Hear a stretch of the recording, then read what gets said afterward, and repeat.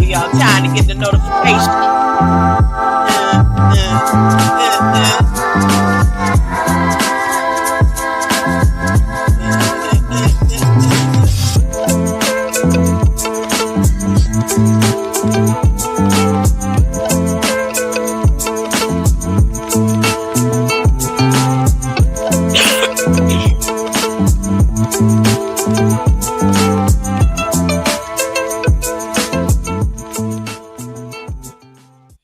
Y'all, let me get this party started off right. Let me get this party started quickly. My mind is God's mind. I'm always reflecting divine wisdom and divine intelligence. My brain symbolizes the capacity to think wisely and spiritually. God's ideas unfold within my mind in perfect sequence. I am always poised, balanced, no matter how I'm feeling. I could be dragging, trying to reach for Jesus' robe, for his tassel, dragging on the ground, beneath everybody, the lowest of the lows, the woman of the issue of blood, reaching. He had the perfect solution. He said, well, if you can't do nothing but touch the hem of his garment, I got that solution for you too. Greater light, greater light. He has the perfect solution to every single one of my needs. And he has the same solution for you in your DNA. Activate. Wonder Twin powers, activate. Form of the power of God. The perfect solution to every single one of my needs. You say amen. I say God is keeping his promises. Don't you see it? Don't you see God keeping his promises? Every word is being fulfilled in the scripture. Not by no chance or coincidence. You could say Selah. You could say I'm Shama. Whatever it is that you say, that you are a witness to what God is doing in your life. Some of you don't even believe there is a God. You don't believe in nothing. That's good for you. Everybody's going to have to make a choice, but everybody is going to have to choose. And every knee will bow and confess before you get left behind and whatever the mess that they got going on here that they prepared for you. Trump and Modi. Trump done switched sides. Trump heart went cold. Unless he playing mind games.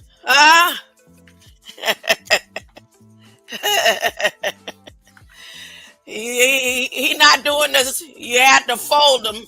I don't know what he got going on. I'm not going to judge that. I'm going to go on according to what scripture says. And what they putting out in the Federal Register in their tablets.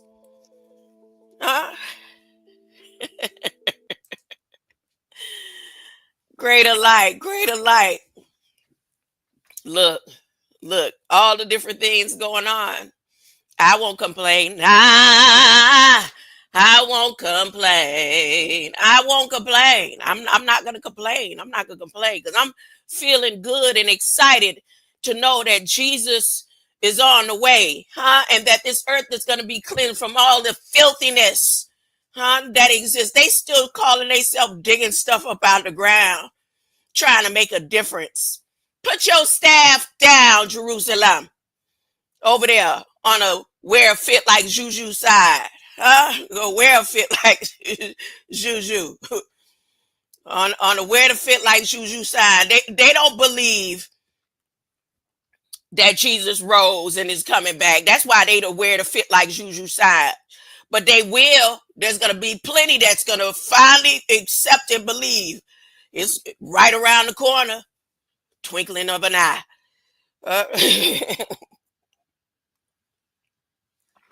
All right. I may be here for a minute. Not long. Y'all know what today is. Y'all know what today is. This is the day that the Lord hath made. When my grands are coming, my time is limited. Huh? My time is limited when the grands are coming. Let me talk about it. Let's do a little testimony about heirs and kingdom and bloodline and things of this flesh and family and all. So I had got quite the surprise. I had been planning. As a matter of fact, the day that I went into the hospital last Tuesday, and I was in the hospital from Tuesday until Sunday. But last Tuesday, I was on the phone with my first mother-in-law for about 2 hours. And I was telling her how I'm doing this family tree book. You know, the signs of the time. No man knows the days or the hour, and I'm not supposed to live my life like or lay it down. We're not supposed to just lay it down and lay in the bed. Okay, Jesus come, we ain't got nothing else to do. Because my transition time and my sleep time may be tomorrow, and my grandchildren and children are still here in between the time of the return. So I'm working on this family tree book on all sides. And I was so honored yesterday and excited. And I mean, I didn't really have words. When I called my first mother-in-law back, first husband, middle name Jesus, all I could do was squeal because she took all of her pictures that I had been asking her if she could just send a copy of. She sent the originals of my daughter's great grandmother. And she, of course, the great grandmother, and she sent as much history and family photos and the originals. And then she even slipped one in there of me that I didn't even know had even been taken. So the point is that all these images of the Bahamian foremothers are coming into my DNA right now. All those mothers that was celebrating Junkanoo. See, the Coconut Grove Junkanoo became watered down because Junkanoo was a celebration of freedom, celebration of when at the time of capture, that being captured, that they endured, and of Jesus. That's what the celebration of Junkanoo is about.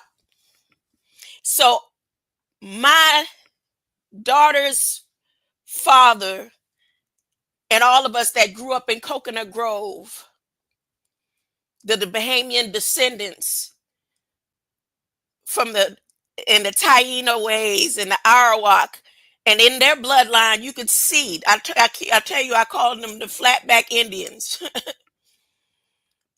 flatback Indians, some flatback natives. Hmm? So that right there just did something for me. But let me now backtrack. As I was saying, so that day that I went in the hospital, we were planning for yesterday that she would be a guest on this stream with me. And so I planned it out. And like, this is one of her books. So, I was going to introduce her. She said, well, what do you want me to talk about? I said, you can talk about whatever it is that you want to talk about. Do your thing, Ma. So when I got out of the hospital, I said it was Tuesday. I think it was Monday. Sunday. Monday, I got out of the hospital. I got out of the hospital Monday. So I called her Tuesday or Wednesday to let her know, well, we got to cancel. I just got out of the hospital. I'm still, still going to be doing my lives and stuff. But, with you on there and the excitement of how we are together, I don't, I want to be at my best. And she was like, that's fine. But she didn't say anything to me that she sent those pictures. And I'm not talking about a little bit. Like, when I felt the package, I thought it was like she always sends books. I thought it was a lot of books. So my daughter was like, I said, you can open it. She said, no, you open it. When I opened it, I'm talking about like her mother, Grandma Mallard, lived to 100, over 100. And that was just recent, like less than 10 years ago, she transitioned. Grandma Mallard's mother and grandmother are in these pictures, in these photos. So again, I'm excited. But what I decided to do today, until I could get her on here, is read one of the poems from her book. Now, these poems, at least 10 of the poems out of her Poetry in Motion, it's called Poetry in Motion, I had memorized when we used to travel around Dade County and then go to different churches and schools and stuff and perform. So the one that I decided to do today is the Step Back Satan, Jesus is Coming Through. And this one is especially to the mission 272. The 272 mission. That's what I'm going to be covering today. My title says 144,000 ways to destroy 272 waves, while 200 million of Prime Minister Modi's warriors are wading in the water, sending waves, and they got the artificial intelligence above and the artificial intelligence below, sending these waves.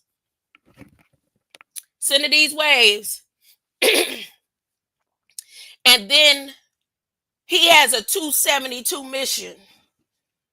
And then he on his way back here. If he was going to do anything in regards to the United States, he would have did it when Trump was in office. He coming back here for that diamond.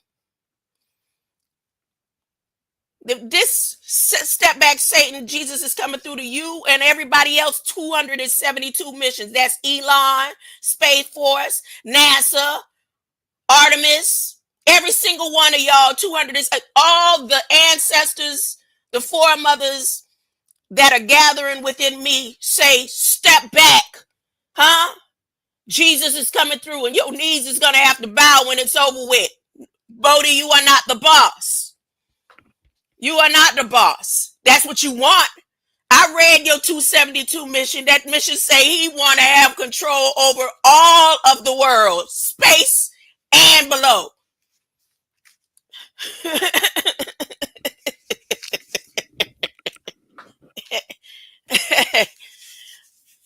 Yeah. Now, let me tell you look, before I read this, something else that I found out about 144,000.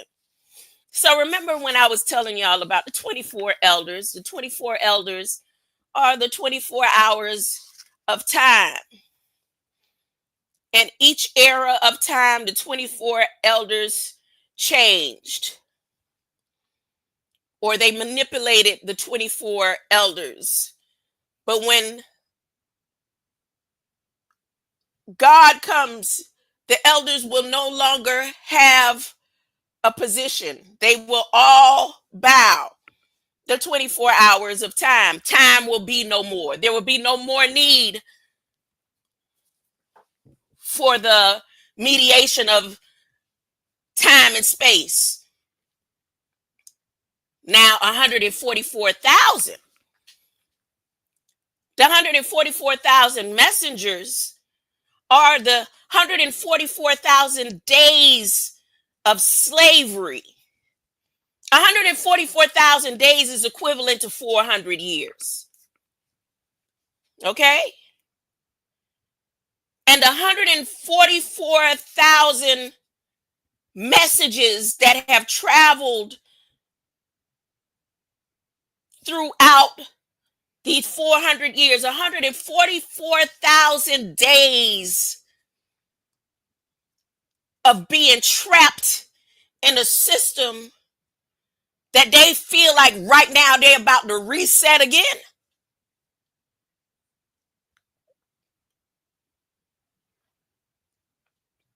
From the last recording of the 144,000 days, we are now literally in the 400th year. You hear them, people saying it has been 400 years of slavery. It's been 400 years of slavery.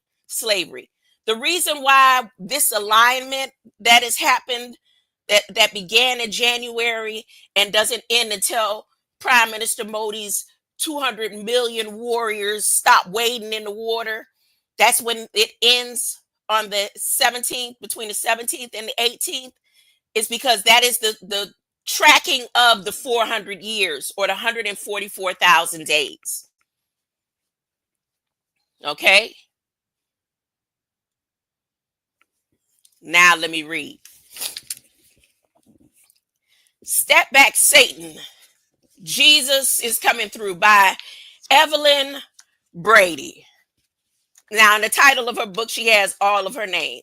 She has Evelyn Mallard Johnson Brady. And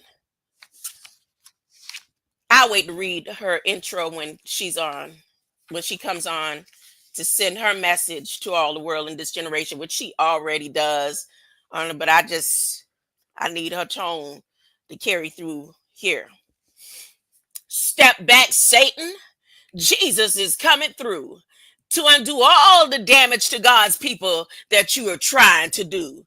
You've lied, you've stealed, you've held God's people down, but Jesus is here and doesn't want you around. So step back, Satan.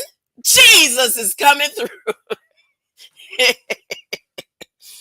Every time God's people try to do right, you, Satan, put them in a state of fright. You do signs and wonders that they might believe, but Jesus is coming that their hearts may be relieved. So step back, Satan. Jesus is coming through. Satan, you try to distract God's people so they won't study his word, because you don't want his word with the power to be heard. But step back, Satan. No, let me do that over. Satan, you try to distract God's people so they won't study his word, because you don't want his word with the power to be heard. But Satan, you better step back, because Jesus is coming through.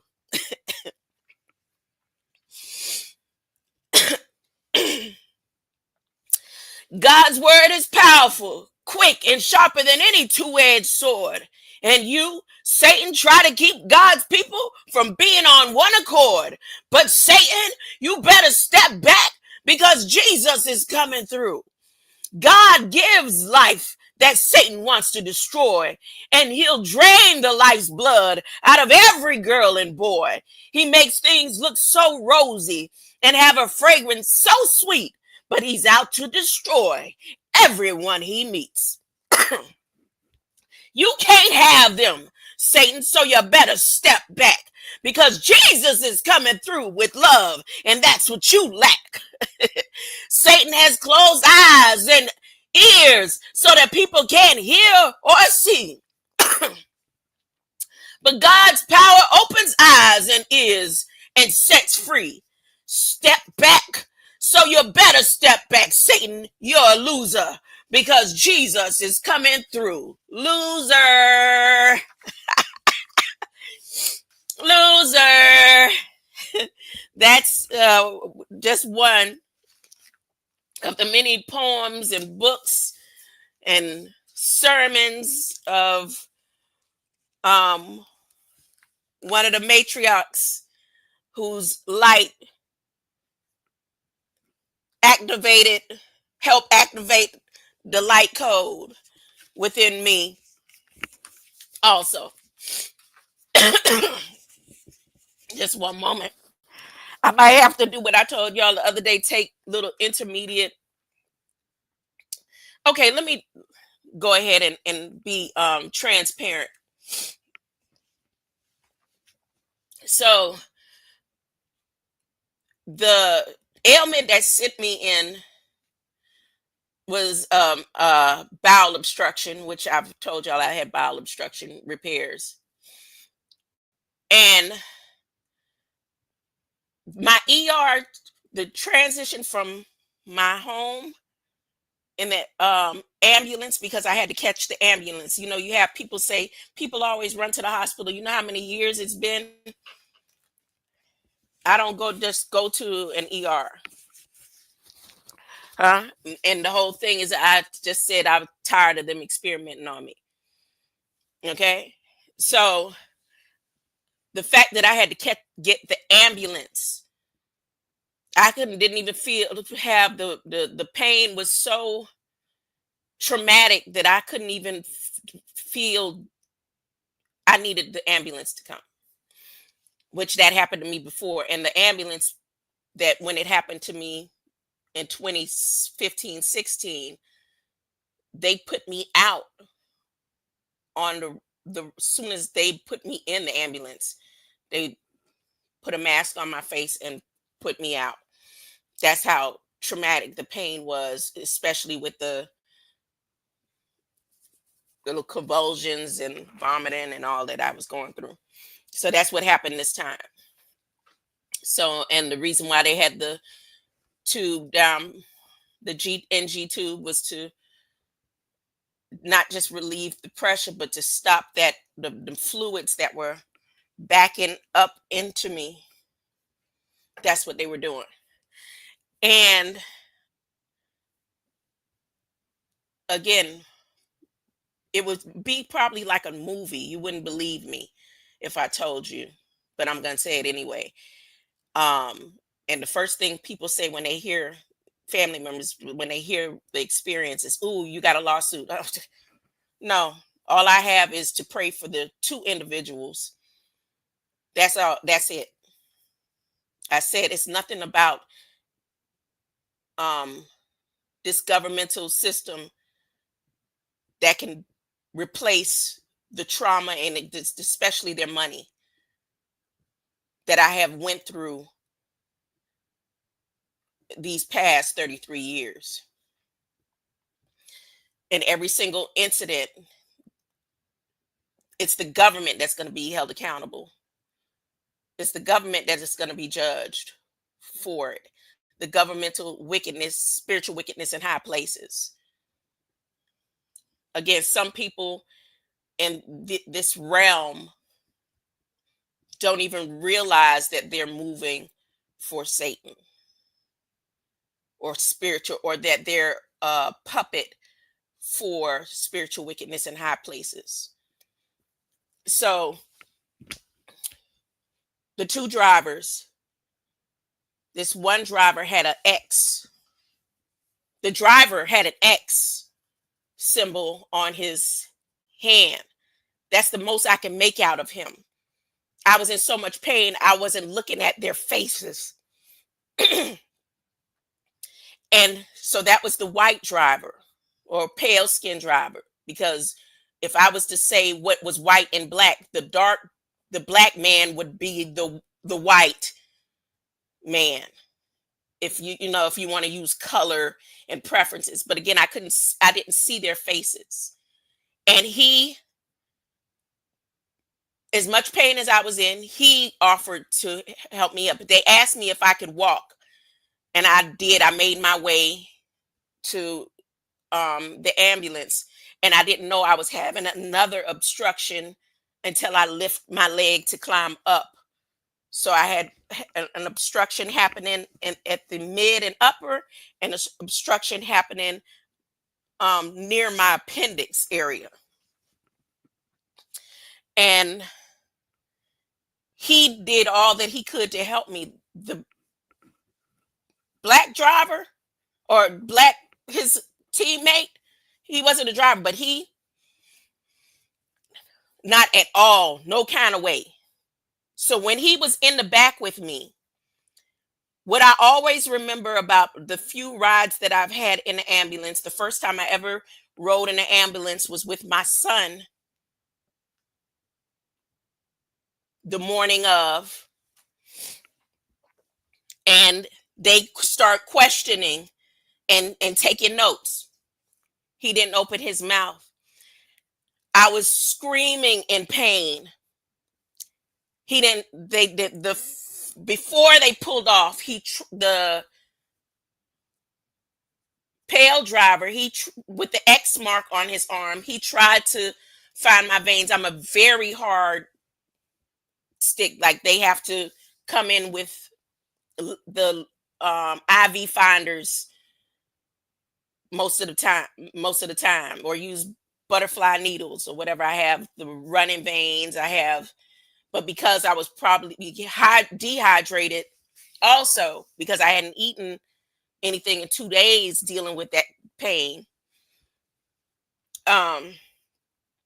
he couldn't find anything. He went to start driving. The black driver sat there, and I still never looked at this man's face. But as I'm sitting there looking at the window, the driver is about to hit a tree. And I said, he's about to hit the tree. And because they were trying to back up. Like I said, I live in the woods, and it's a cul-de-sac in the woods. To get in and out of here, it's one way in and one way out. So however he ended up almost backing into the trees. The black man says, "Oh, there's a camera." And because the driver heard me, that's when he questioned. He said, I'm about to hit something. So this is this man's attitude. He said something to him. I didn't hear exactly what the pale driver said, but the black driver said, "Hey, you the one gonna have to pee in the pickup." You wouldn't. I'm telling. This kind of stuff always happens around me. So now the pain is getting more excruciating. This testimony service more excruciating, and he don't get up to try to find my veins. He don't try to see if I need medicine. Then I start getting ready to vomit, and I'm telling him, I need a bag. I need something to vomit it. He didn't rush for that, but when he heard that's when he gave me the bag. So now, as we're driving, he still doesn't say anything to me. We are almost at the facility. The only reason why he decided to question me, because I went to go gag again into the bag, but nothing was coming up. And my phone fell. So he doesn't try to go and give me my phone or anything. And I said, "Oh my goodness, let me call my daughter, because I forgot to call her to let her know I was going to be in the ambulance. So I asked him, I said, can you please give me my phone? I want to call my family. And that's when he said, um, what's your name? I said, can you please give me my phone so I could call my family? Now I'm not even trying to talk to him, because the all that ride, all the pain, everything that I was, and he's like, well, give me your name. Guess what I did? Did what I could and reached for that phone. And that's when, and he started trying to question me about what I was experiencing and all that. Within those 2 minutes, we had already done pulled in to the hospital. So now the pain, the pain were coming like contractions. That's what the bowel obstruction pain feels like, but a little worse than contractions, because it's squeezing the organ. The stomach muscles are squeezing the organ. So the organ is doing its circulation of blood flow, and that causes a contraction. And then when the stomach muscle does its blood flow contractions, so that's how the intervals come of the pain. So the pain is getting, more. They get me onto the stretcher, and I get into the emergency to the ER area. And in the ER area, when the doctor first, like, they hear me and all that, when he comes, and his name was Who? Dr. Who. I can't make this stuff up. When he questioned, did they give me anything? The nonchalant attitude of this driver, not the driver, but the teammate of the being, was ridiculous. Ridiculous. Now, within my ER stay, which I was on the floor of the ER for that, all of that night until the next evening, before they put me up on the floor, there was another individual, which was the nurse that came in that morning, or the ER, whatever she was. And I think she was more aggravated that my IV line would continuously beat. But because my veins are so fragile, even if I don't move, and she ended up seeing that, it's just, if it's not flowing, it's not going to flow properly. But she just ended up getting annoyed with having to keep coming, and I wouldn't press the button. I can sleep through that beep, beep, beep, beep, beep, and all that.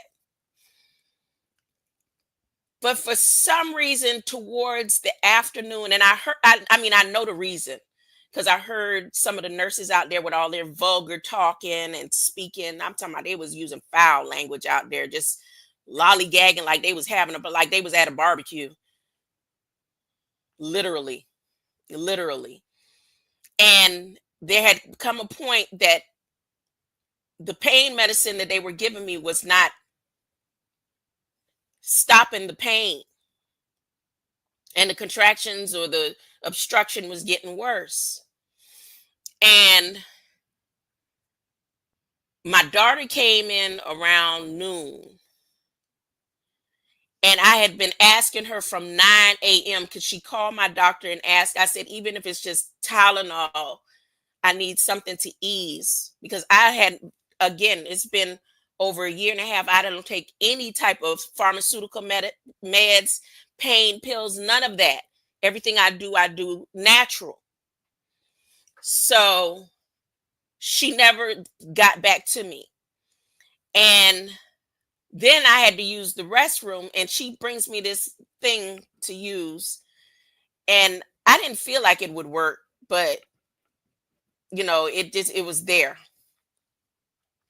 So I tell the I start pressing in. I was like, "Can I please see my doctor?" This is after my daughter left. I said, because I this pain, and they never came. She never came to the room anymore to stop the beeping, to check my heart monitor, to check anything. So from the time my daughter left to almost 3 o'clock, I had to use the restroom. I was in pain. I called my mother at 1, and I said, "They won't give me anything for pain." And you know, I might as well just go ahead and go home. If I'm going to be here in pain, laid up, paying the hospital, I could go home and be in pain. So my mother calls and speaks to supposedly this lady, and she told my mother that she's going to apologize or come to me and apologize or whatever, right? And this person never mentions that she spoke to my mother. She still never came into the room.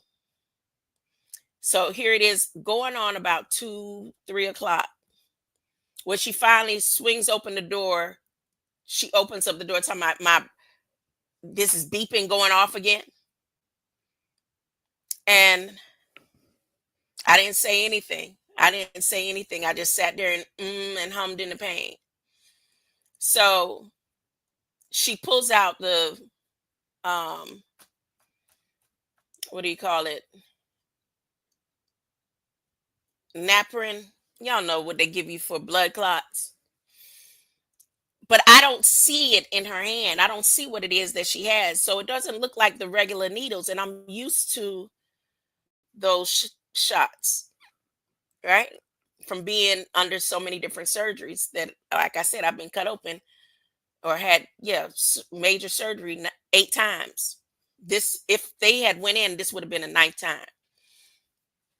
So she gives me this shot right here. I'm on my right side, but it doesn't. It sounds like a little plastic staple.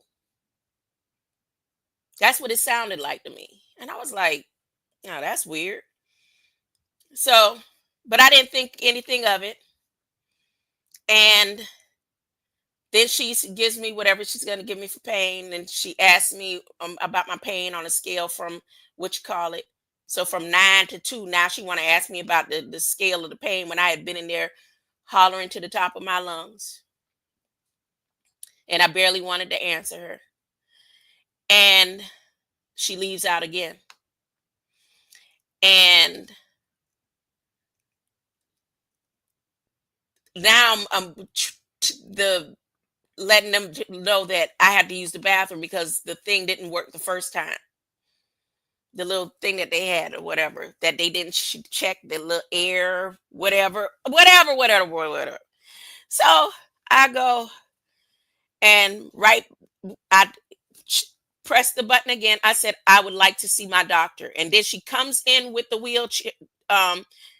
No, since they wasn't answering me, I decided to do whatever I had to do, take the sheets, put it on the floor, because I couldn't be unhooked, because I was already hooked to the G tube. The NG tube was already in me in the ER.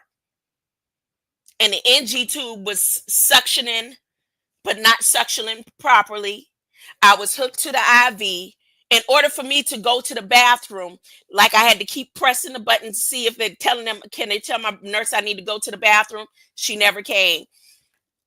In order for me to go to the restroom, even if I walked on my own, I would have to be unhooked from the NG tube would have to be unhooked, which I couldn't reach.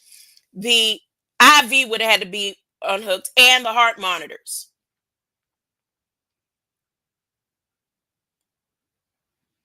So now, when I make that final call, which they had already had in my room ready. From noon, they had my room ready. But I heard one of the nurses that were out in the station, when she told them, this is exactly what she said. She said, I just, because one of her little texts came in to check on and asked me what I wanted when I pressed the button. Thank y'all for taking the call from me. Y'all were such good actresses. And one of the girls said, we don't care nothing about what's going on in there with her. Do you see her record? But I made it to the 6th floor and I had better care. Now, my point of telling this whole story again is where she injected me, all the different places that I had injections are almost completely healed. Where she injected me is worse.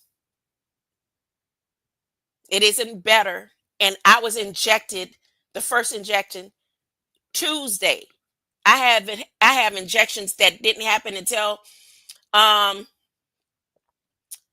the day before I was released, almost completely healed. Where she left me at, what she did is severely bruised. And then it's cute because it's in a heart shape. So that's a little, I know that's a long drawn out, but I had to. Like Trump said, put everything out there, put it on record, make sure it is on file so everybody can hear. Now, me telling that story, I heard something in the news this morning about FBI agent that released an email. And his email, the way he said it, made me think about, I wonder if she's one of those people. He said, I am your closest neighbor. I shop with you sometimes. I work with you in the hospitals. I work at the hospital. I've taken care of you. I've done gardening for you. These FBI or these agent ops in neighborhood agents. That's where my mind went on those two people. Truly. So enough of that. Now, enough of testimony service. I'm going to play a little music because you want to be here and know what Modi and his 272 agenda means for the world. Huh? The 272 agenda is an old, ancient code. Let's play. Let me see what I want to play. Y'all ready? I should play this one. Modi, you are not the boss.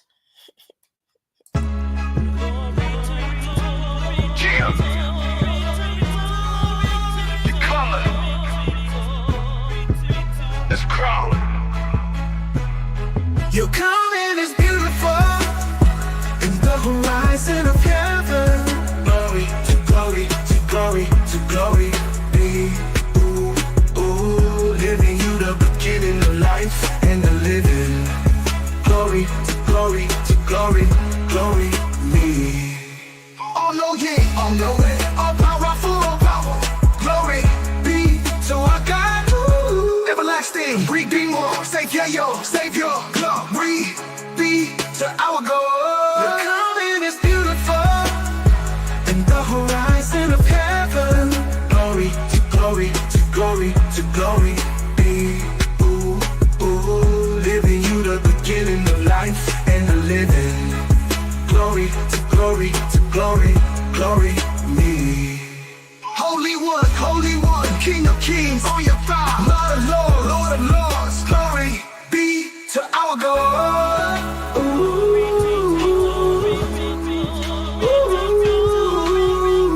Prince of Peace, beginning G and then I go in life. The great I am, the great I.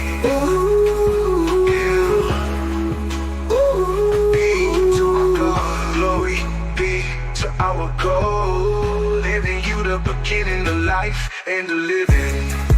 Glory to glory to glory, glory me. Yeah, you're coming. It's proud. Are beings who have perfected themselves from billions of different galaxies.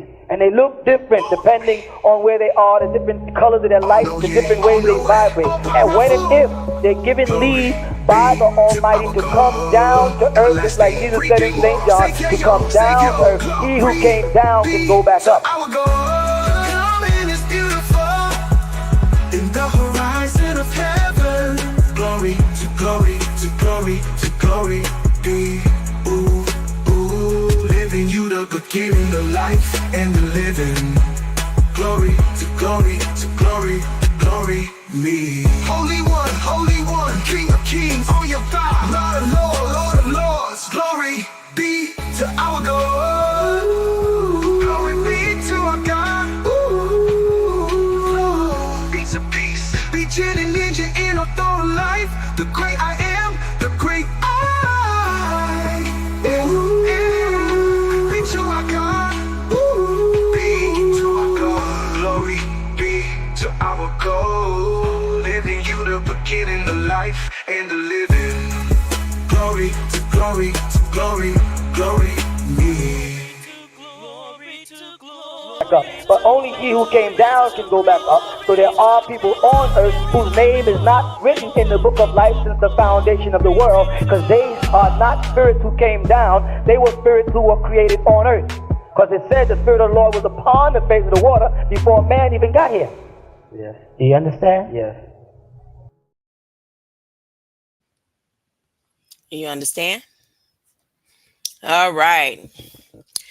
So if you go to my community post yesterday, I typed in something short and sweet and didn't put no reason why or anything. I just put in Stewart, Treasure Coast, and Marion, North Carolina. So Marion, North Carolina. And I saw something in the Federal Register, but I didn't know what connection it would have to Revelations. And of course, as God does, and studying to show thyself approved unto him, he will open up the knowledge needed to see what you need to see. Well, for me, that's how it works. That's how it works. Mhm. So in Federal Register, let's go. A couple of things have been being said about um,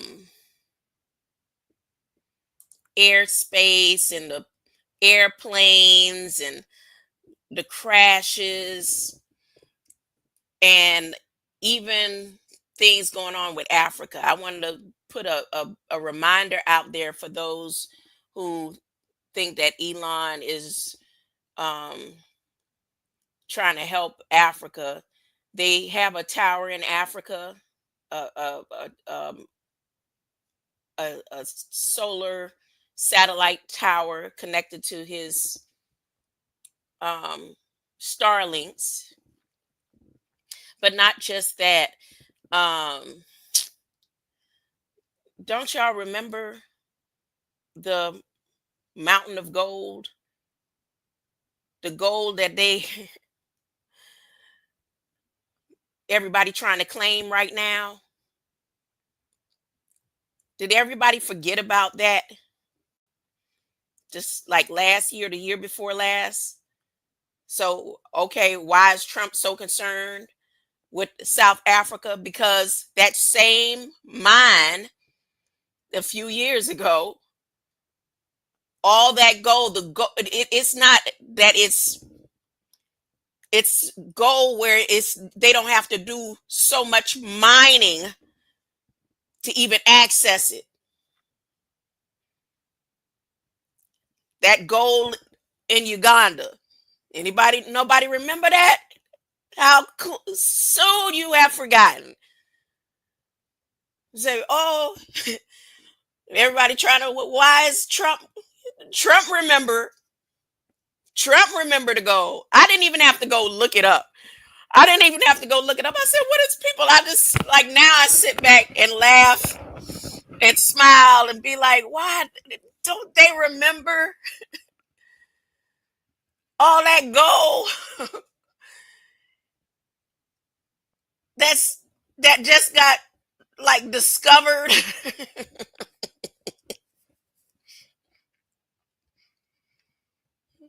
Trump put that on his checklist. Trump had put that on his checklist. If Elon was going to do anything for South Africa, he would have been did it. He ain't just become a billionaire or a millionaire, right? And then the same time that they found that gold, or the whatever, the satellites picked up on that gold mine there, is the same time that Terrence Howard and Akon, I start saying Terrence Howard and Akon. This is before Terrence Howard even started talking about the flower and all that stuff. Terrence Howard had started talking about working with Akon on the city.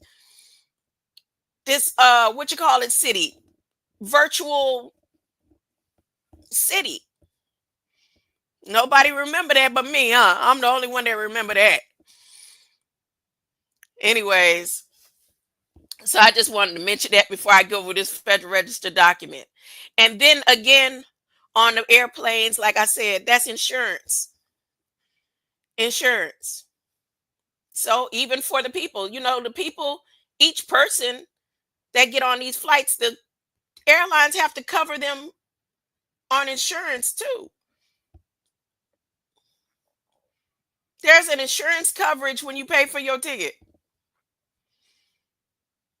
I'm just saying.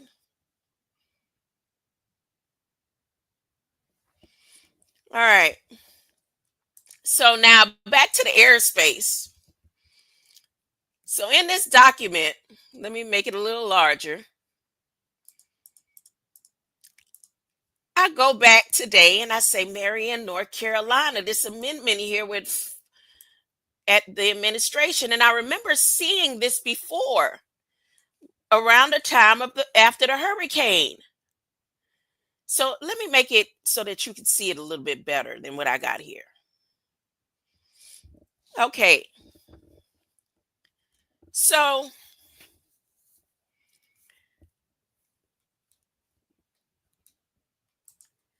this action amends Class E airspace, extending upward from 700 feet above the surface for Mission Hospital McDowell, Marion, North Carolina.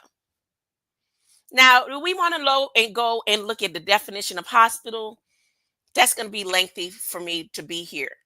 So these are the things here to look at this summary. The words mission,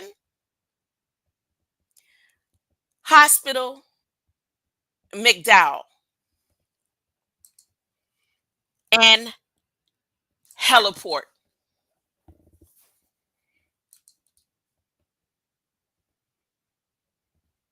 Look at again. Mission, hospital, McDowell, and heliport. No, they're talking about the heliport, where the helicopters land on top of the roof in case of trauma and emergencies, Grandma. That's what they're talking about. No, they're not. How many times do I have to tell you? They may be talking about that, but there's, just like everything else, they work on threefold: spiritual,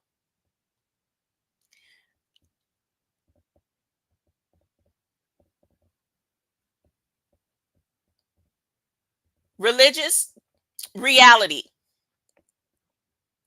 All of the states all of the countries were all based on religion.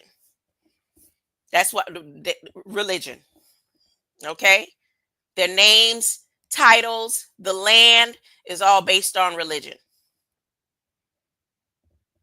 Reality is this realm that we are in, the real. And just because it's in a real doesn't make it true, but it's the real that we're in. And you add an M on it and it becomes an M realm. You put the D in front of the dream realm and it becomes a dream. You take the L out, it becomes a dream. You take God out of it, it becomes a dream. It's only a dream, Dr. Malachi Z. York.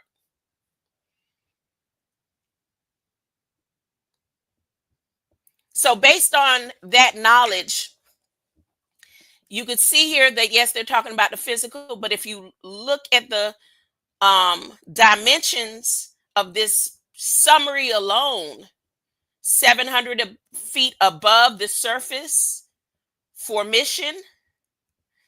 But when you go further down, let's go. It begins to mention airspace. And then it begins to mention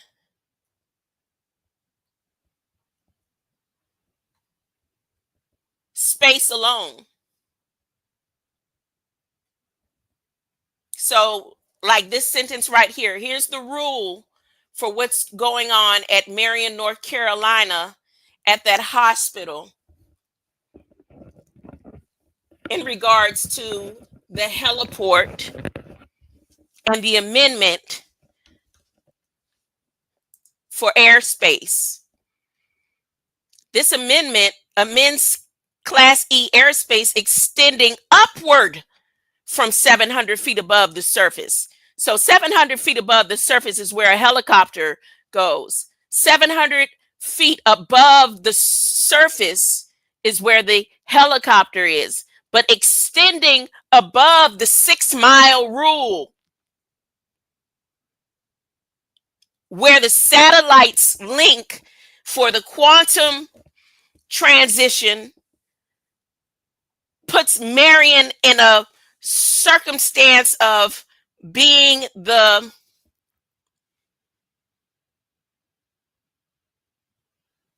$400-year portal. This is the portal for the 400th year. Why do you say that, Grandma? Just because. Let me finish. Let me finish.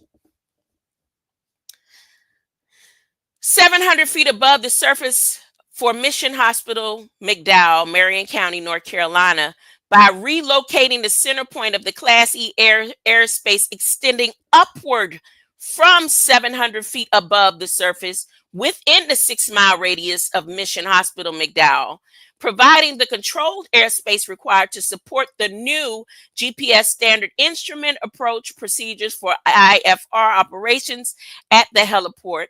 Additionally, this action corrects the name from McDowell Hospital to Mission Hospital McDowell. So now they're reversing the name. It deletes the point in space coordinates. See? They're not talking about land coordinates now. The space coordinated, or the space coordinates that open up this 400-year of slavery portal, or the 144,000 days of entrapment. Here is where they're trying to reconstruct that. As a matter of fact, under McDowell, the name McDowell, we're going to go over that. The battle for kings, the battle of the kings, or the King's Mountain, all of the battles that happened under McDowell was the provision or the precipice for slavery.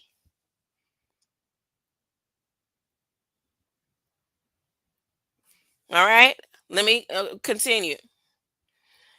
So it deletes the point in space coordinates for McDowell Hospital, utilizing Mission Hospital McDowell as a reference to accommodate the Class E airspace requirements. Furthermore, the action removes Rutherford, North Carolina Class E airspace area exclusion. Now you'll have a naval officer, uh, the Air Force, or SpaceX say y'all don't pay her no attention because that's only to let the pilots, as we do it our radars, and that they'll be able to fly in properly. And when they have the unmanned helicopters and all going through, they'll be able to come in properly on this at this reference point. Okay, if that's the case, it's not going to be directed to just the hospital, right? It's going to cover the whole, all of the air traffic area. This right here is directly connected to the 272 mission, or mission 272, on all facets of the government and world orders. Grandma, what are you talking about? Okay, let's keep going. Control airspace is necessary for safety and management of instrument flight rules, IFR operations in the area. And it goes on, and it goes back to 1979 procedures, and the reason why it goes back to 1979, that's under the 272, under one of the first satellites that was placed up there to control and fence in and begin with frequency regulations amongst the people. Environmental impacts procedures. It goes into airspace incorporation by reference and navigation. Air foregoing, but that's foreign. Now here is where I want you to look. There's the stars, like they always do. There's their stars. There's their stars. Class E airspace areas extending upward 700 feet or more above the surface of Earth. Here, look at the date, but look at the coordinates, but look at where it was issued. Issued in College Park, Georgia. Manager Airspace Procedures Team South. This is where it was issued. Okay. Marion, North Carolina. Mission Hospital. Here's where it was issued. Okay. Now, Grandma, you're not saying nothing. Yes, I am. The first place I want to go is 272 in their historic simulation of slavery.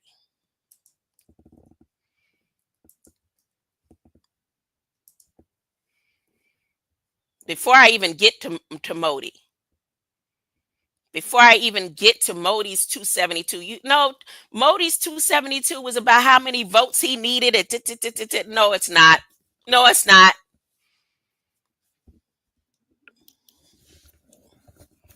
No, it's not. He's working on his 272 right now. That's why he rushing back over here to see how much he put that $20,000 diamond down there just in case Trump don't abide by what he need to get going on, so he could take control. Lord of Lords, his name, look, his name alone. He wants to be held true to his name. And they raising up their demons right now, according to Revelations, while they wading in the water. And when the stars align, he needs to have his stuff complete to be able to achieve his 272 mission.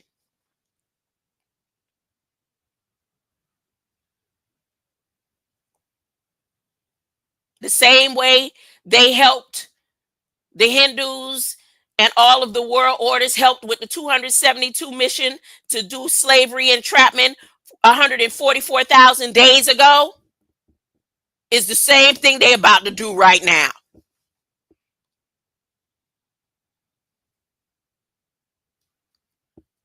So here, on June 1838, in Maryland province, the Society of Jesus agreed to sell 272 slaves. What? Who? The Society of Jesus, men in the Catholic Church, headquartered in Rome. Didn't I tell y'all? I said, if when you really know the name of Jesus, that's the name they give. There's power in the name of Jesus. If it was in when you are born again and you know what his name really is. Because as much as our ancestors and people that we know have used the name, that name right there, even the devil uses the name. And they use it still being remaining demons. Mexico would have been free if that was the real name right there. That's why I keep putting up different names. You wonder, well, say, well, why she say Hugh, huh? Judah or Ju or who or Hugh.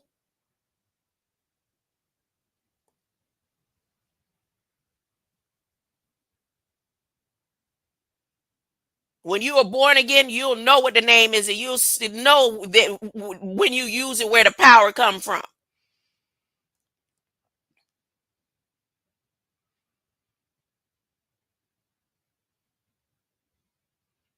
You got a translated Bible, been translated, watered down, transcribed so many times that you have to study to show yourself approved so you can rightly divide the word of truth. And then you're going to tell me this name right here that the devil even used the name and the devil didn't get saved. So back to it.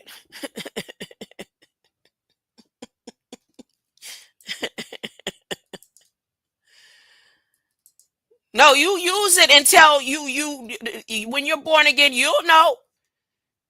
You'll know. And the truth will set you free. And it'll help other people be set free. So let me get back to this. The Society of Jesus agreed to sell 272 slaves to two Louisiana planters, Henry Johnson and Jesse Beatty. And they gave the amount of money of this in 2023 was worth about $3 million.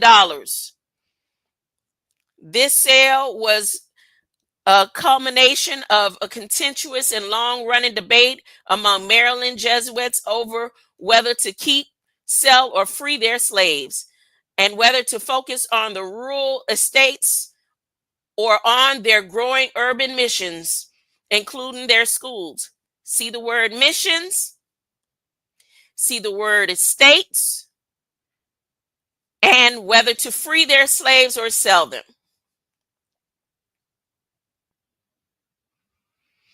Again, the main point of this reading right here is the 272. They had an exact number. 272 slaves. Now, who are the Jesuits? The Society of Jesus, whose members are known as Jesuits, established the first presence of mid-Atlantic region of the 13 colonies along the side of the first settlers of the British province. And then here they have the word the ark and all this. All this is over 400 years, about 400 years ago. Now, let me tell you something. 400 years ago from today, United States, again, was not United States. So we know that. But the wars were going on to take over these lands. Now, when you say and taking over the land, they're not trying to really take over the land. They want to take over the people.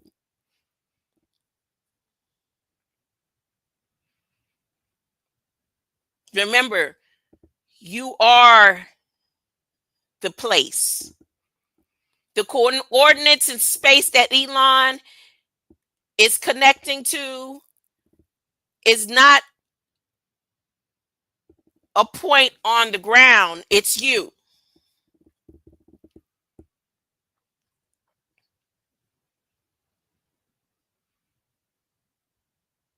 If everybody was moved from one land to another land right now, that the earth just created a whole another piece of land, enough for everybody who doesn't want to be, that's everybody except for the government to go. And United States had nobody on it. What would the government do? Fight amongst themselves?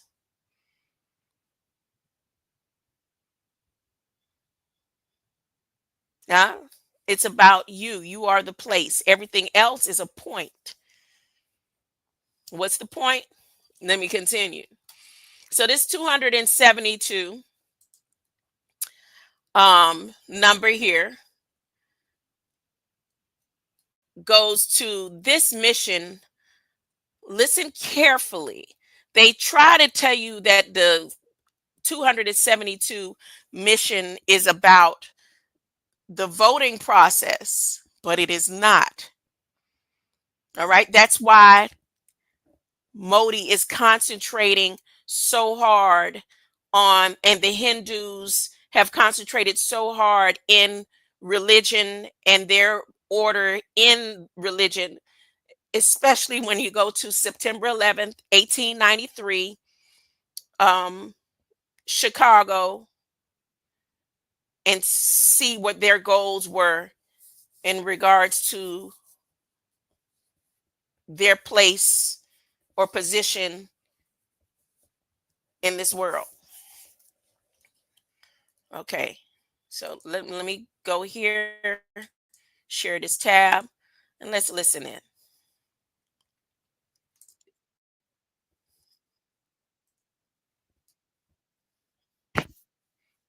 This advent to Racecourse Road. Mission 272, we are all aware of that. But now Mr. Modi has moved on, you have moved on, you're working on new things. So we are going to talk to him about what he's up to, what he thinks about India's future, about Mr. Modi, about politics in general. And I'm sure it will be a very interesting conversation that we have. So Rajesh, if I can ask you, Mr. Modi is going to face a very, very crucial election. I think one of his toughest in the next 6 months. So, how do you think the ongoing election campaign will have an impact on 2019? See, I think the way we've got to look at this is that the elections in 5 to 6 months, the conventional wisdom is that the BJP will basically lose perhaps anywhere from 80 to 100 seats at this point of time. Well, then it'll be very hard for them to replicate almost the near clean sweep that they had in the north and the west from what we are seeing in some of the state elections. The very fact that some of the state elections are close elections will have an impact on the number of Lok Sabha seats that they will get. So the question to really ask is not what number of seats will BJP get, or whether it's going to be 180, 200, whatever be the number. I think what will BJP, Narendra Modi and Amit Shah do to get to 250 to 300 seats? Because that is what will cement his position in history. And Modi, of course, as we all know from 2002 in Gujarat, has never lost an election. But getting to 250 plus in the current environment, it seems a bit difficult. How do you think Mr. Modi is planning to get to 250 plus? So I think the way things are going right now, it doesn't seem easy for them to get to 250, 300, which also they also know it. So the question to think is, what are the nuclear options which can be used or which can be done in the next 4 to 5 months to get them past this 250, 300 figure. I would say target 300. And I think these options they're not the conventional options. They've got to be big, bold ideas, which really transform the election from a summation of state elections into a national wave. In a way, replicate 2014, which is difficult. And I think there are three possible paths which can be taken here. And I'm leaving aside the small things which obviously are natural to and fro in a campaign. The first is that Modi, I think, will consolidate his positions with the poor. And that can be done through a large cash handout. And I think that's what perhaps, according to me, some of the RBI discussion was of getting maybe 1 or 2 lakh crores. So the 10 crore families, which have already been identified in Ayushman Bharat, can be each given 10 to 20,000 rupees or promised and given after the election. That is one approach. So you're augmenting the relationship with the poor, and 10 crore effectively means 40 crore, 10 crore families means 40 crore votes. The second, which people have talked about, is basically unity at the Hindu level. So BJP is, of course, the natural party on the community level, at the Hindu level. So what is it that they can do? The obvious ones are, of course, something with Ayodhya or what. But the question to think is, what is it that can be done there? And the third is unity at the country level, because you need to make it into a wave. Okay, it's not about caste and sub segments, etc. So it's not just about one state. You got to make it national. So that is where I think we've got to think. Country level, I think, is harder because people talk about Pakistan, etc. Those types of things. But I think Pakistan today is effectively a Chinese protectorate. So you can't just do anything with Pakistan and assume China will not intervene. And Imran Khan will not want his first year in office to be sullied with the adventure against India. So, but do you think if Mr. Modi gets to 250 plus, will it be a strong government? Will it be the Modi that we know who wants to get his way in and who wants to just walk into a room and claim that room? See, if you look back at the last 4.5 years that we've had, see, every prime minister basically likes to leave a legacy. So if you look at sort of Vajpayee, someone says Vajpayee, what are the things you think about? You think of the roads. You think of disinvestment. People talk about these things. So what will Modi effectively in his term be remembered for? I think today, unfortunately, the first word which comes to mind is basically Notbandi. And which now, after 2 years, people have realized that it was a misadventure. There is pain. We are seeing this feedback from the ground level, which has been there in the elections also. And of course, economically, it has been devastating, which many experts had said some experts had said at the time it happened. On the other side, there is, of course, IBC, which has happened, which is a very positive development. GST, overall positive, but implementation left a lot to be desired. I'm stopping for a second because I'm sitting here. If anybody happen to be here looking, I'm trying to figure out, a lot of people do that. When people are talking, they shake their head, yes. And I noticed that I was trying to see if maybe it was a glitch, if this is just it's not really an individual sitting there, but as his paper moves and his hand moves, I can see it really, but his head, turning his head, shaking his head no is something like me saying huh all the time. He he just continuously shakes his head no, and then periodically he shakes his head yes. And that's why I'm sitting there like looking kind of dumbfounded as I'm listening to them. But let me continue. Out there, and I think the tax rates still are, I think, substantially high. They should be they could be brought down as we go along. Some of the structural reforms that were required for the country to leap past its 7% sort of growth rate into a different league, because that is what's going to lead to job creation. That's what's going to lead to the stress in the farm sector being solved, because those are two big stresses which are now coming out to the fore in the state elections. So this is the sort of legacy that is there. The structural reform sort of not done, I think, in education, in land, in labor, in agriculture, in multiple sectors, admin reforms, judicial reforms. A lot of these are undone. So I think what he will probably want to look at the second term, of course, if he gets 250, 300 plus, is not a government of more yojnas, okay, but can it become a Samriddhi ki sarkar? And this is what can set Modi apart. For 70 years, India has really struggled with with prosperity. I mean, other nations which were at the same level as India have become wealthy. Look at South Korea, look at China, look at Singapore. India is rich, but Indians are poor. How can we change this? This whole perpetually planned poverty, PPP, needs to be changed. So, how can he leave a legacy of prosperity? For the second term, I think he will want to make it substantially different from the first term. But there are many, including his critics, some, I call them so-called liberals in this country, who say if were Mr. Modi to come back to power in 2019, India, as we know, will cease to exist. It will be, something totally different, something that the founding fathers of India, our constitution makers, never thought India would be. Do you agree with that? See, whichever way you look at it, India has to change. The current scenario cannot go on. We need to create crores of jobs a year. We need to fundamentally address the agricultural stress. Loan waivers are not the solution. You have young people today, when you travel across rural India, you have young people standing at chaurahas during the day. That's the sort of abiding memory that you carry away. And these are very serious, they have serious ramifications on the social side. I mean, farmers' marches that we have seen, there is pain. I mean, for them to take the time out and do this, there is pain that is there across the various sectors. So I think India has to change. Now, there are two levels, I think, at which the changes need to be done. One is at how do you make Indians rich? How do you get past our divisions that are there? Today, all the speeches in the campaigns, all the discussion is about caste and community and. Okay, so let me stop now. He made two statements. India is rich, but Indians are poor. So you look at that now under the 272 mission, 272 mission, or mission 272.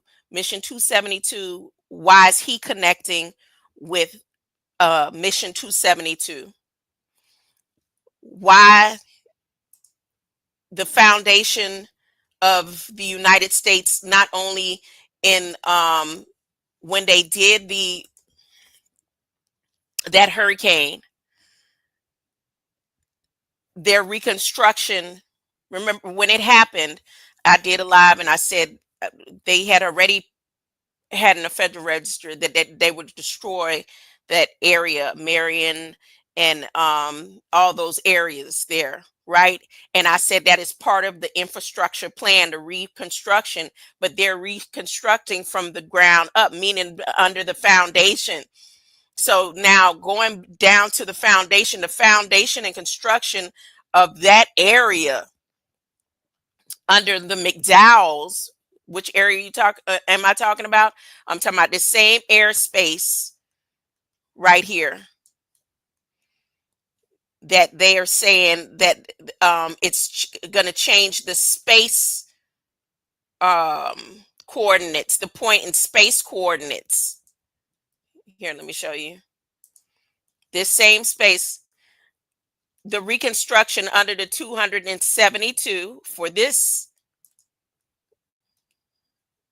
right here, all based on religion now.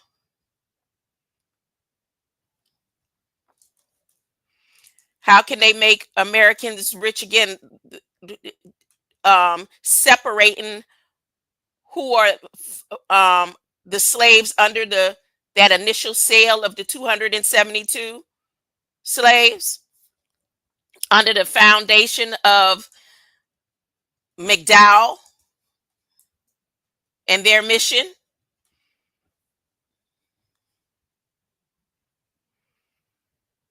And then all of the other facets of government and technology that uses the 272 mission. Let's go. Let's look at some of the things. NASA airborne mission is under this 272 mission. There's a military called the Untouchables. Wait, let me see where I can find that at. The Untouchables, they are under the 272 mission. Let's see. What's the name of that? If I'm not mistaken, they're Marines. The Marines, where is it? Is this it? And I got so many tabs open. I got to try to remember that I'm sharing my tab. Um, where is it? So let's see. Yeah, the Marine Wing Support Squadron. Look at their logo. The Untouchables. See? If you can see that.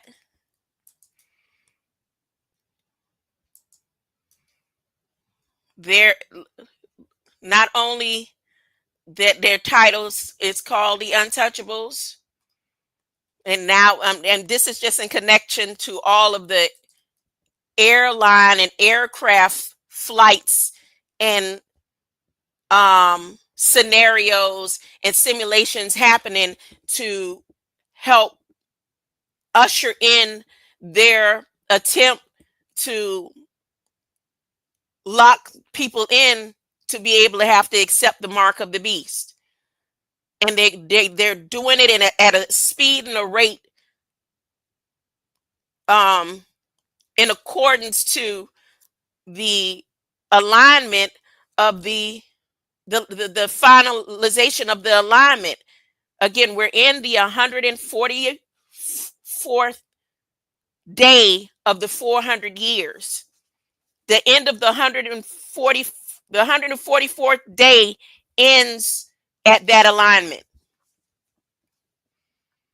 The 144,000 days ends at that alignment. That's why Prime Minister Modi, he thought he had it all in the bag.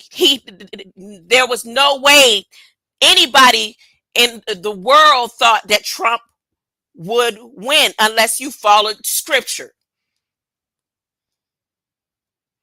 But with them following scripture, just as the devil to the last moment still is going to fight and think that he's going to win, is the same with some of these governmental forces. They go and they use their different witches, their different warlocks, and all the different sciences that they could use and try to manipulate and change scripture or change the outcome.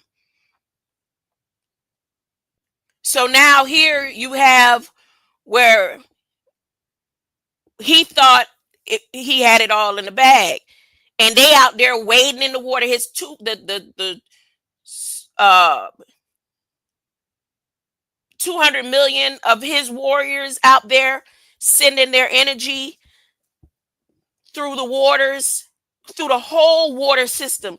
You realize even though they're bathing in different sections of their Euphrates, they're bathing in different sections, but it's draining into the Indian Ocean and flowing. That flow, the same river flow that we have above head, they have that same flow underhead. That's why he has all them drones in the water as the people are sending their energy in as this alignment closes in a week and a half from now. But it's the same with United States, that they did their particular seances and what they needed to do. Now they're doing their coverage with airspace to finalize the reconstruction of this 400 year of slavery. But this time when it closes, those who accept the mark of the beast will go into 1,000 years. Again, I'm going to go ahead and kind of brief through. Let me show you McDowell, his history. The reason why this man's history is connected to this rule right here in Federal Register. The reason why the 272 mission of Modi is connected to the 1838 272 slave sale.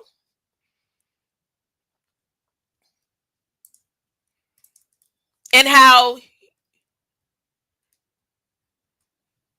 you don't have to be afraid. All you have to do is be born again, accept the love and light of what is right. What is right.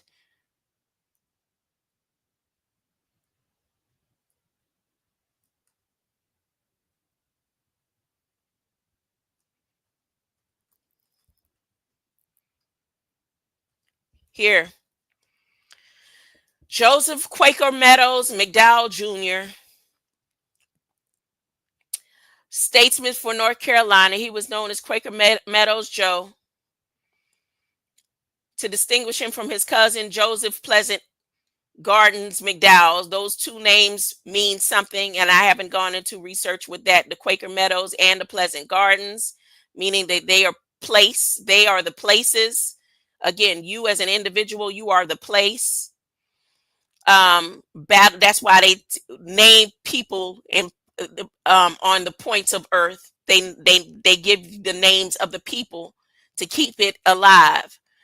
Putting it on a bill and putting it on a paper, putting it on stone, it's all idol worship. But here, 1780 was the Battle of the Kings, or Battle of Kings Mountain. Burke County Regiment. I ended up finding out and seeing how many people were connected to Joseph McDowell in the slavery construction.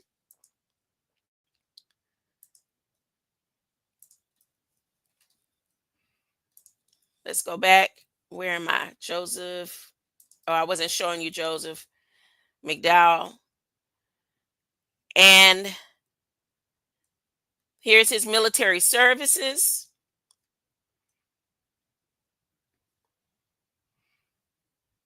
And on the forefathers, I also went and saw how many slaves that George Washington had, how many slaves, all of those supposedly forefathers, how many slaves they had. And for how long. The last battle that McDowell was in was the Cherokee Expedition, which was 1782. And this 1782 expedition, the Cherokee Expedition, also known as Christie's Campaign, it was a military offensive. It occurred during the American Revolutionary period between American forces and Cherokee tribes allied to Great Britain. The British encouraged and facilitate Cherokee raids in July 1776 into colonial territories, Virginia, North and South Carolina, and Georgia, to wreak havoc among Southern colonies. The state governments responded with a plan for retaliation through Cherokee territory. And a lot of people be looking and saying, well, no, that means that they were trying to free slaves, and they wanted to have the slaves to themselves. Slavery never stopped.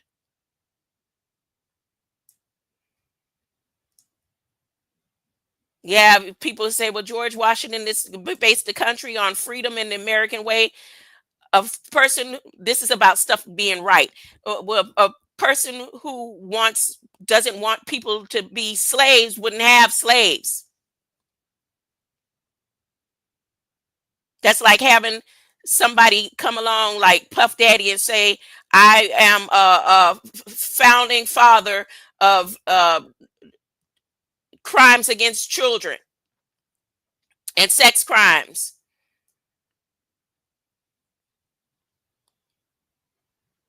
So this 400, again, I'm going to close out with saying this document right here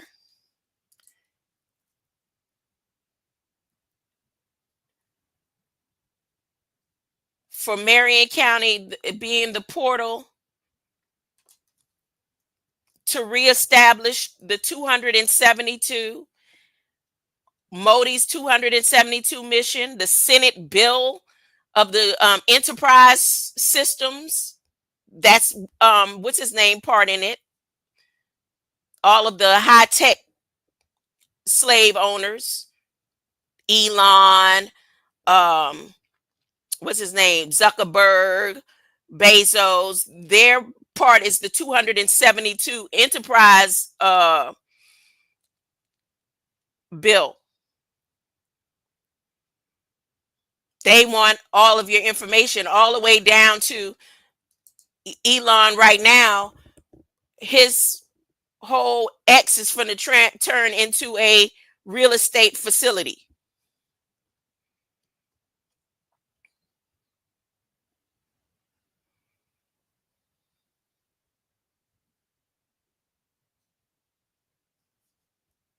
And if you go and do the research for yourself, well, Senate Bill 272 was approved on October 11th. Anybody know what October 11th is to me? You know, all this stuff in connection to, again, me saying what I said yesterday. I was born to do this. This is what I was sent here for, into this flesh. And everything that I went through is about these days and these last and final days. And it's not for me to have somebody come and sit and be a follower. It's for every one person that hears to, at the time, when the time is right, for those who may not be saved. When it activates, you're going to remember some tone or something that I said. Not just me. You're going to what happens when the light of God is activated through Hukanu, or whatever you want to call Jesus to you. Joshua and all the different 99 names. When that light it activates and you are born again, you'll hear tones from people all through your life that sit their light to say, Jesus is the way, the truth, and the light.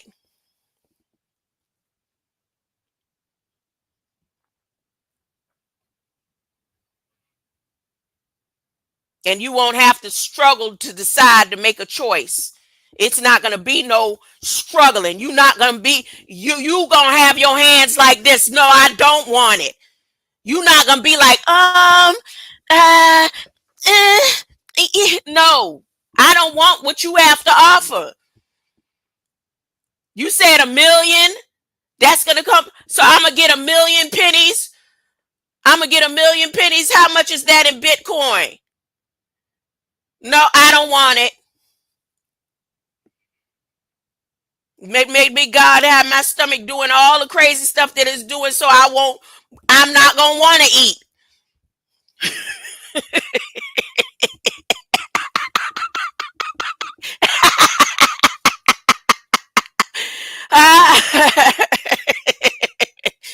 No, I don't want it. I don't care who here and fine and they good with it and they want to be left behind in it. I don't want it. That's what's going to happen. At the very moment, you're going to be like, I'm good. You ain't going to have, I mean, what happens in between? Not like it's going to be easy. But you don't want to live on here on this plane right now, being a slave, to die and wake up to be a slave for another 1,000 years. You make the right choice right now. So when you open your eyes on a cleansed new earth that God promised. Now again, this round when he come, those gonna be left behind. To us, it's gonna might be just a day. We gonna be asleep, open our eyes, it's just a day. Those left behind, you gonna be another 1,000 years of slavery. They skipping past 400 years. They got a 272 mission.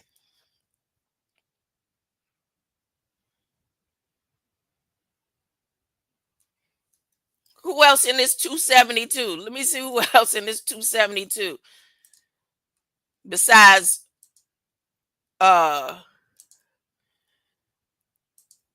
Modi and the Untouchables and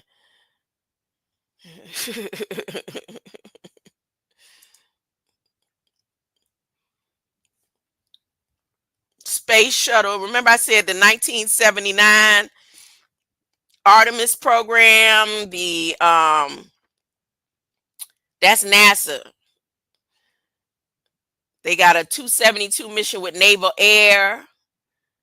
You already know about the technology. And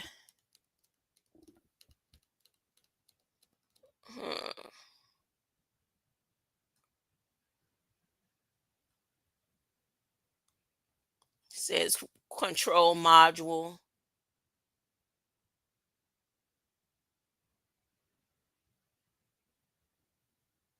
(1570) Spanish Jesuits moved northward in Florida to Augusta. Oh, St. Augustine, Florida. Let's see. NASA again. 272 mission. Then they go into the naval ships and solar system exploration again. The Romans, one of their wars began in 272.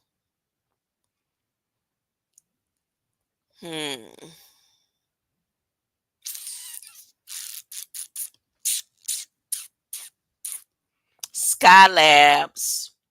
Skylabs, isn't that in Terminator? Skylabs. They have a 272 mission. And then it say something here about COINTELPRO, United Nations, Constantine, the Gettysburg Address, 110th Wing, which is a medical group under the 272D Cyber Operations Squadron. Gemini 8 is under the 272 mission. San Marco is under a duration of 272 days.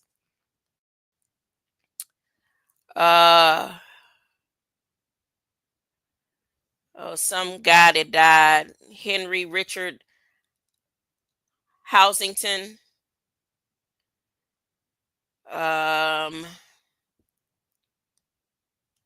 September 29th is the 272 day of the leap year calendar or whatever. Venera 4 is a flyby spacecraft under the 272 binary code or bicode. Vladimir Komarov.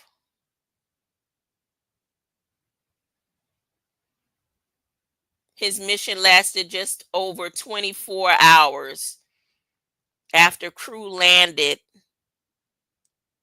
something. Explorer 50, 272 seconds.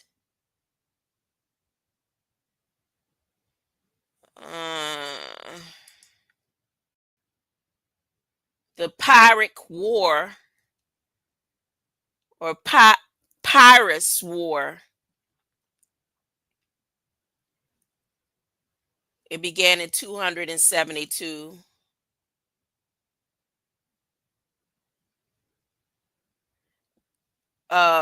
Book number for Ku Klux Klan begins with 272.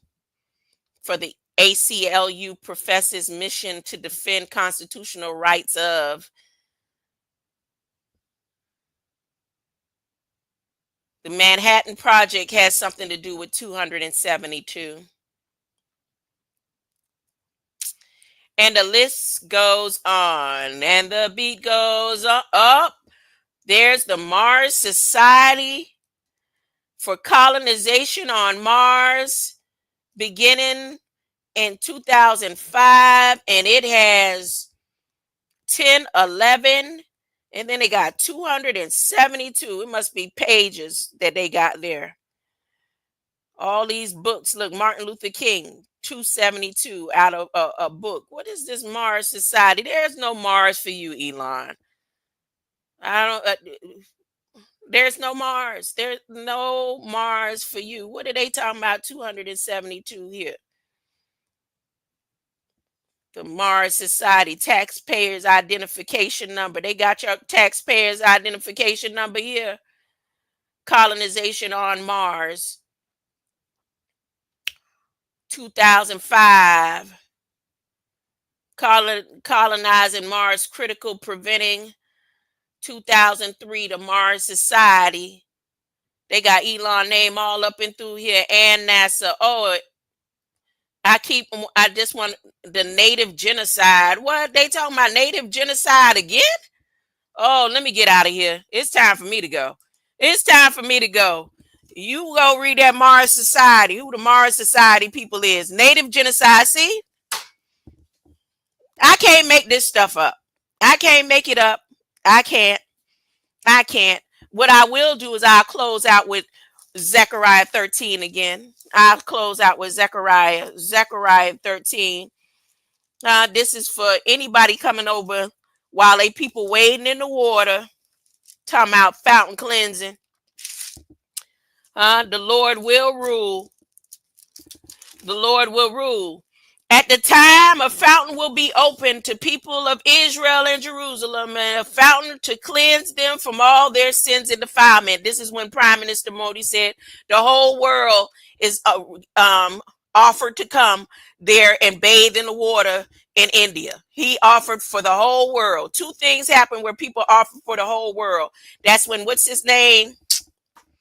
What's the man name? Lynch. His children offer for the whole world to meditate on him while he tried to have his spirit and the smoke send energy over there for him to land in certain people in the water. No, that was stopped.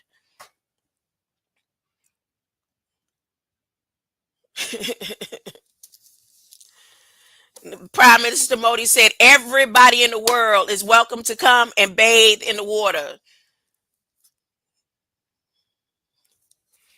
And the Lord Almighty declares, in that day I will get rid of every vestige of idol worship throughout the land. The day is coming right now. I say, it says, in these days,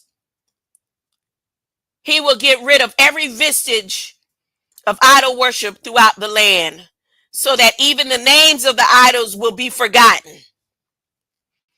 All false prophets and fortune tellers will be wiped out. And if anyone begins false prophecy again, his own father and mother will slay him. You must die, they will tell him, for you are prophesying lies in the name of the Lord. No one will be boasting then of the prophetic gift. Like I said, you see what I do. I show y'all where I get the information from. This ain't no prophecy here. I'm not prophesying nothing. The prophets already came. And the last prophet that was sent, that was written of. And that was Dr. Malachi Z. York. And those books, you could go and look and compare them to what's going on in Revelations too. But I'm not prophesying nothing. All this stuff was written before I got here. I'm just confirming like I'm supposed to do. No one will be boasting then about a prophetic gift. No one will wear prophet's clothing and try to fool the people then. No, he will say, I am not a prophet. I am a farmer. We are farmers The sword has been my livelihood from my earliest youth. And if someone asks, then what are these scars on your chest and your back? He will say, I got into a brawl at home of a friend. Awake, O sword, against my shepherd, the man who is my associate and equal, says the Lord Almighty.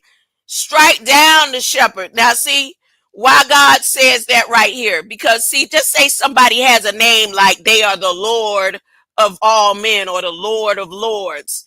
That's somebody trying to say they equal to God, ain't it? Well, see, like, let me give you an example.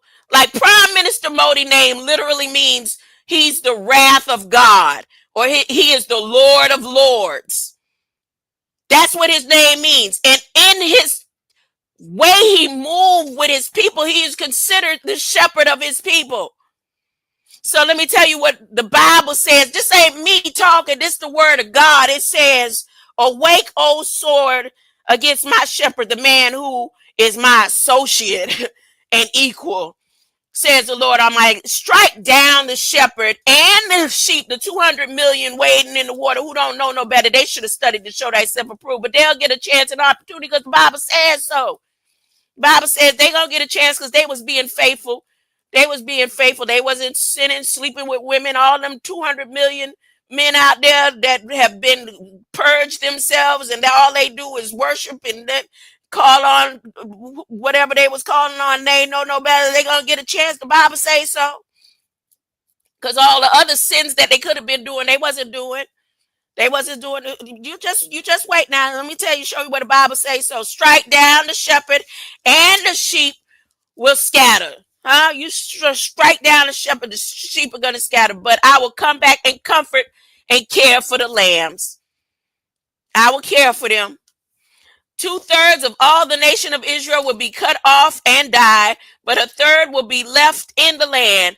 I will bring 1/3 that remain through the fire and make them pure as gold and silver, and refined and purified by fire. They will call upon my name, and I will hear them. I will say, they are my people. And they will say, the Lord is our God. All this time they was worshiping the little black statues, sitting there with their legs closed, feeding it fruit and all that other extra that they've been out there doing all that time. And that's all over the world. Whether you worshiping a dollar bill, whether you worshiping a wooden statue, whether you worshiping the water.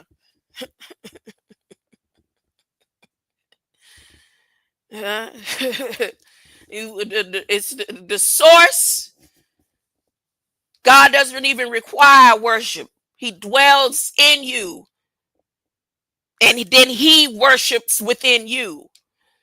He worships within you. He becomes enlightened that you have even taken him in your temple.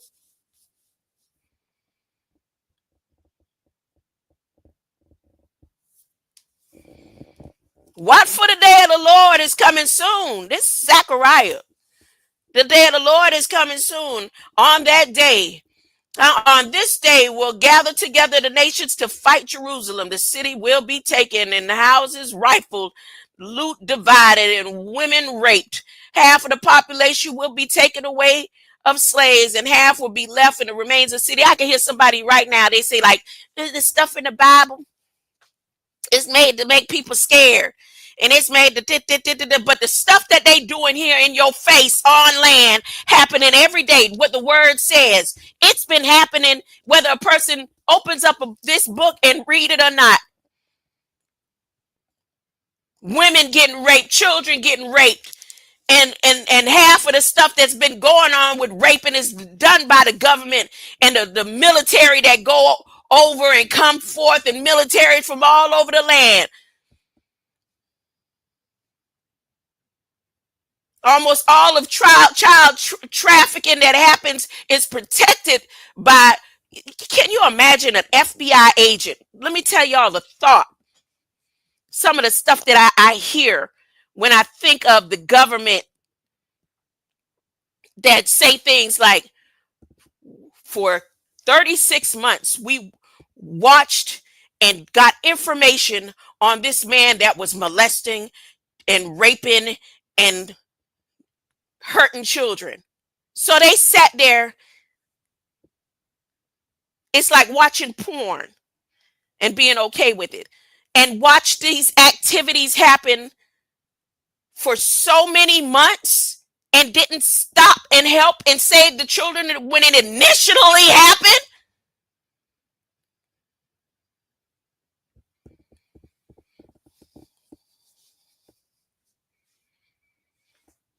But when the Bible says it's doing it to do fear, no, it's Bible's God is saying, I'm going to get rid of all this stuff that's going to happen. And the earth is going to be cleansed of this. And for people who reject the thought of that, can you imagine? We are right with what is happening in real life in real time all the time. And we need military and government to continue watching that. The majority of the stuff that happens on the civil level, regular average Joe, is a handful of evil people that are living in sin. But the majority of the high profile crimes happens on a federal level.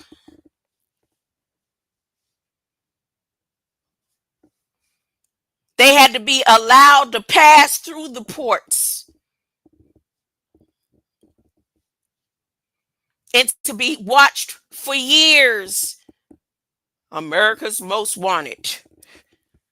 We watched him for 5 years and we finally caught him.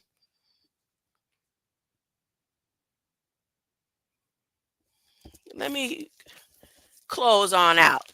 I'm not, y'all know Zechariah 14. I read it the other day. I got to get some preparation going on.